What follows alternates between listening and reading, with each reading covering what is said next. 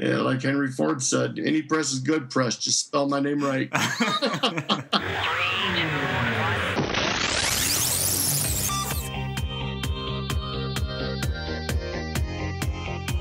You're listening to the Food Truck Empire podcast, where we talk about great food, big trucks, and how to launch a profitable food truck business. Here's your host. Yeah, it's Friday, and you know what that means. It's another episode of the Food Truck Empire podcast, episode 11. My name is Brett. This week we'll be talking with Marty Ritchie of Motley Crue's Heavy Metal Grill. This time last year, Marty was wearing a suit and tie in corporate America, operating his food truck part-time and on the weekends. Since then, Marty and his girlfriend have both quit their jobs. This year, he's on tour full-time around the Twin Cities Metro, serving up food that rocks. During the interview, we talk marketing, creative spots to book your first gig, zombie pub crawls, food truck funding, and of course the marketing genius that is Gene Simmons. But before we get into the main course, applause effect please, because last week we just surpassed our first 1,000 downloads of the Food Truck Empire podcast. And by the number of downloads we've been receiving lately, we might just be 2 weeks away before we hit 2,000 total downloads. So thank you for listening and sharing this podcast with your friends. Whether you're listening to this from the food truck or at home, I really appreciate the time that you spend and telling your friends about this. The other thing I want to talk to you about today is an interesting news item that I read recently on the topic of food truck funding. Now, the state of Michigan offered grants recently to mobile food entrepreneurs that wanted to start or expand their existing businesses. And since these are grants, of course, they don't need to be paid back. Now, in all, 8 trucks won over $77,000 in grants. This is a great story that I plan to follow in the future, and hopefully a trend that will continue in other states. Now, hopefully I can get a hold of one of these 8 trucks that were selected for an interview so that everyone listening to this podcast can benefit from the information. Also, it's just nice to see some positive legislative news about food trucks in the press, with some districts starting to ban food trucks or just making it increasingly difficult to operate. It's just great to see positive government intervention as well. But that's enough chit-chat for this week. Let's dive straight into our main course.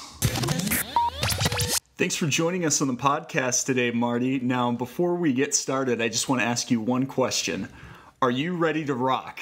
Absolutely. Awesome. Now, Marty is the owner of Motley Crue's Heavy Metal Grill food truck in Lakeville, Minnesota. And before we get into the meat and potatoes of our interview, I just wanted to ask you, first of all, what's your favorite band of the 80s? I know I'm putting you on the spot here. Well, I'm sitting in my office right now surrounded by Kiss and Crew posters at 44 years old. I feel like a teenager again. But, Kiss, Crew, Ozzy, any of the big bands, Slaughter, it was an 80s heyday for me. So, I'd have to say 2 of my biggest were Kiss and Crew. Well, obviously music has been a big part of your life for a long time, but why don't you tell us a little bit about yourself, your background, and how you got into the food truck business? Well, I started at White Castle when I was 15 years old. No way. I grew up in Bloomington and went to White Castle. I wasn't able to work until I was 16, so I had to fudge one of the numbers on the application and make them believe I was 16. So spent some time in some restaurants around town, steak and ale, and learned a few different techniques in cooking. One, I think the most valuable is speed. We pride ourselves on the truck and being 90 seconds or less. Now that's definitely not like a Domino's guarantee, but we're definitely fast. We don't. There's no foo-foo on the truck. There's no super secret triple dash type of entrees. I mean, it's all pretty basic. It's good food. So I learned that the faster we could throw it out the window, the more money we made. So, but after that, I went into the digital media in 1998. I was working for dealerships around the town. this is when the internet was getting big, and nobody was going to buy a car off the internet. I saw the vision and said, absolutely, give me that department. And I spent the next 8 to 10 years working in dealerships and their building their internet departments across the Twin Cities. Worked for carsoup.com for 3 years, and then ended my career with a tie at the Pioneer Press last year in April. Went full time with this with the food truck in April, and been loving life ever since. Wow! Congratulations. Well, thank you. I didn't know you were so recently out of corporate America. Oh yeah, I came home after I left my job at the Pioneer Press in April, and grabbed all my shirts, grabbed my ties, pants, slacks, everything, put them in a bag, and it's probably the most liberating thing I've ever done. My stress level's gone down. Of course, owning a food truck and running it, you work 12, 14-hour days, but at the end of the day, you're working for yourself. So, but I mean, my stress level went down. Life's wonderful, man. I've always had a perfect, positive attitude, but man, it feels good. Yeah, that's really cool. So I know we didn't plan on asking you this, but what's the first 6 or 7 or so months now of operating the food truck full time been like? It's been a learning experience. There's been a few little hiccups that have caught us off guard. We did our first event was the Osceola Lions Roar, excuse me. That was our first gig. That was literally our launch. We had never even done a street event at that time. So we did that. That was fun. That was a good event. The second one was the zombie pub crawl. That was insanity. That was crazy. We had a line 10 people wide, 10 people deep, from 7 to 2:30 in the morning. It was absolute insanity. I couldn't throw food out of the window fast enough. So that kind of freaked me out a little bit. But the zombies, they get hungry. They do, man. And let me tell you, you get focused when you're cooking, and you're concentrating on what's next, and occasionally you get a second to grab a drink or turn around, and I turn around, and all I'd see are these zombies looking up at me. Turn back around and go, all right, keep cooking. Yeah. But it's been good. This first year has been great. We launched in September of last year, and again, it was only nights and weekends. And then again this April we went full time, and my girlfriend and I both quit our jobs. It's been awesome. I absolutely love it. Absolutely love it. That's awesome. It sounds like you were operating your food truck part-time for a while before going full-time and quitting your jobs. Would you recommend someone else do something similar to, keep their job for a little while to maintain that income and maintain that buffer, obviously, before diving straight into it? Okay. Absolutely. You definitely want to make sure you pack your own parachute. I would not suggest diving into this face first, not knowing the results you're going to get. Do you have the right menu? It's all about supply and demand and location. I mean, do you have the menu they want? Do you have a product that people want? Is it priced right? Are you going to the right places? Are you building up a good reputation, a bad reputation? Are you growing? Are you changing your menu? Are you keeping it fresh? Do you know what social media is? Do you know how to work it? Do you, there's so many different aspects of this business that you definitely want to get your feet wet before you go into your boss's office and tell them where to go. Yeah, totally. Okay, so it actually doesn't surprise me too much that it sounds like you've been a marketing guy for quite a while. And this is just based on the really good connection that you've got between your brand, Motley Cruz, your menu, which also has that rock theme for all of the items, your T-shirts, your truck, everything reflects that Motley Cruz brand that you've developed for yourself. I was just wondering, how did you come up for the concept for Motley Cruz originally? Obviously, it was inspired by 80s metal, but what made you decide to go with it? There's half truth to that.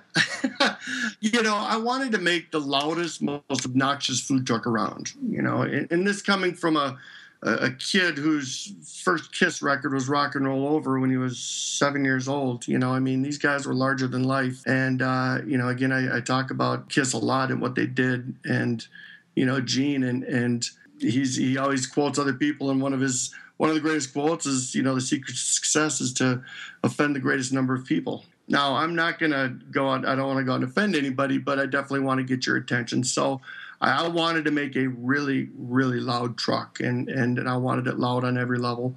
I wanted people to drive by it and look at it and go, holy cow. I wanted 80s music pumping out of the front, speakers. Something that stood out amongst the metal boxes that were already on the streets right now. And there's, I don't want to disrespect any of the trucks, but, there's just some trucks out there that just don't care too much about their appearance, and people eat with their eyes before they do with their mouth. It started with Heavy Metal Grill, Food That Rocks followed. I just needed a first name, and Marty's Heavy Metal Grill didn't quite roll off the tongue very well, so we used a little play on words with Motley Cruz and thought it represented the 80s pretty well. Right on. Well, I think you made the right decision on the name, that's for sure. Now, thank you. A lot of aspiring food truck entrepreneurs struggle to get funding for their first food truck. How did you guys go about getting funding for your food truck? This was the first frustrating part that just about killed the whole dream. I went to every bank, and I mean big banks. Yep. And I'm not even going to give them a little pitch in here because they didn't give me the money. Yeah. But we went to big banks, even my own, and I had perfect credit, still do. Literally not even a 30-day late payment on my credit, and nobody wanted to do a loan without insane stipulations like 50% down, the deed to my house, and 18% interest. They all wanted SBA approval, and they were all confused as to, well, is it an auto loan? Well, I don't know. You tell me. Well, is it a business loan? Yeah, it's a business, but it's also an auto. Yeah. Well, maybe we should do a personal loan. so it was, they couldn't even narrow down what they were trying to loan me. So that was very frustrating. Not as bad as getting licensed in these towns, but it was frustrating. So I had the vision. I saw it in my head. I was driven. I heard it from a lot of entrepreneurs. Your Gates and your Jobs, and they always said the same thing. They were driven. They had it. They saw it. They needed to figure out how to get it. And I just took the leap, and I had a nice tax return, found a step van in Chicago, went out to Chicago, bought a one-way ticket, drove out there in hopes that it was good, and the truck was great. Drove it home. We did this same scenario 2 weeks prior. We flew out to Miami, my girlfriend and I, to go pick up a truck out there that I found online. The guy had sent me pictures of it, and I got in the truck and opened the refrigerator, and roaches came running out of it everywhere. Oh, wow. Yeah. So needless to say, that was a very expensive trip. We turned around and left Florida, but we got the truck from Chicago. I was working with the guy here in town that has built a lot of these trucks, but he was very expensive, and he was very busy. So I didn't have the luxury of time. I didn't want to wait. As a salesperson, you want things done yesterday. So I started trying to find people to do each an individual function of the truck. One to do the hood, one to do the diamond plate floors, one to do the wrap. I found Creative Color to do the wrap, which we won an award for, nationwide award, for my design. So I started piecing it together. And I ran into Dave at Lakeland Coach and Savage, and this guy works on $1 million motorhomes. So this was kind of child's play to someone like him.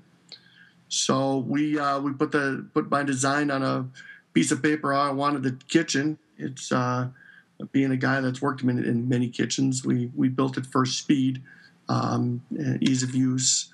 It's a lot of these trucks. It's kind of funny when you have a truck that has a refrigerator on one side and a grill on the other, and they're constantly running.